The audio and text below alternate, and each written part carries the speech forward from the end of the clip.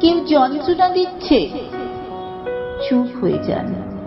কেউ অনেক ভালোবাসার পরও প্রাপ্যটা দেয়নি, নীরব থাকুন। কোনো মানুষ অনেক অপমান করছে, সহনশীল হয়ে যান। কেউ ঠকিয়ে গেছে, ধৈর্য ধারণ করুন। কেউ আপনাকে নিয়ে মিথ্যা দোষারোপ করছে, তাকে করতে দিন। কেউ বিশ্বাসঘাতকতা করেছে, তার জন্য প্রার্থনা করুন।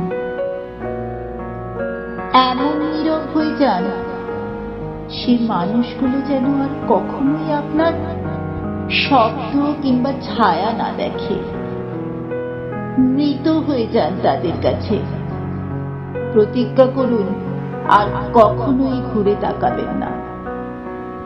শুধু এই প্রতিজ্ঞা করতে পারলেই আপনি কষ্ট পাবেন না।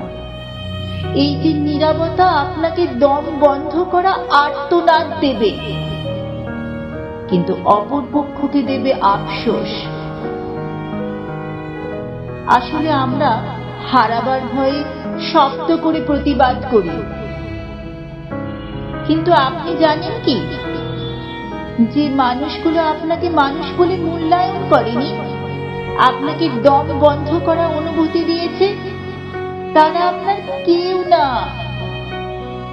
তাই নিজের স্বার্থে বাঁচুন, নিজেকে ভালোবাসুন। আপনার একজন সৃষ্টিকর্তা আছেন।